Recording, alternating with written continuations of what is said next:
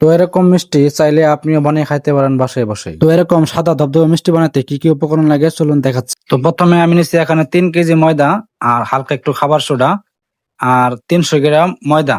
তো প্রতি 1 কেজি ছানাতে 100 গ্রাম ময়দা ব্যবহার করবেন, এতেই যথেষ্ট। বেশি ময়দা ব্যবহার করলে মিষ্টি ভালো হবে না।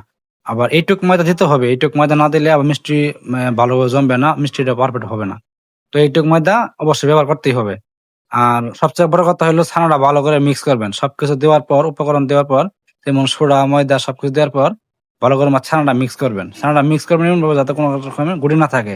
আর যদি কেউ ছানা দেখেন অনেক সময় যে ছানা কাটতার সময় অনেক শক্ত করে ফেলেছেন, তো ছানা শক্ত হয়ে যায়, তাহলে ওই ক্ষেত্রে হালকা একটু চিনি ব্যবহার করতে পারেন ছানা মিশানোর সময়। তাহলে দেখা গেছে ছানাটা একটু নরম হবে, তুলতুলে হবে। আর যদি শক্ত না হয় তাহলে ব্যবহার করার দরকার নাই। আর এইভাবে সুন্দর করে মিক্স করবেন যাতে ছানাটা একদমই গুঁড়ি না থাকে, একদম পালিশ হয়ে যায়। তো পালিশ হইলেই ইনশাল্লাহ মিষ্টি ভালো হবে, ইনশাল্লাহ আশা করি। এরকম ভাবে মিক্স করবেন। তো মোটামুটি এরকম ভাবে মিক্স করলে আশা করি মিষ্টি ভালো হবে। আর ছানাটা কাটাটা কিভাবে হয় এটা আমি দেখাইছি আমার ভিডিওতে, আর একটা ভিডিও আমার আইডিতে আছে, তো ইচ্ছে করলে ওখান থেকে ভিডিও দেখতে পারেন। এইভাবে কাটা হয়ে গেলে তারপরে গুছি করবো। তো আপনারা যার যার মতো গুছি করতে পারেন, যে যেমন সাইজ করতে চান। তো আমি তো হালকা তার মিষ্টি বানানোর আছি, তো এরকম সাইজ করবো। তো সবাইকে ধন্যবাদ। আসসালামু আলাইকুম।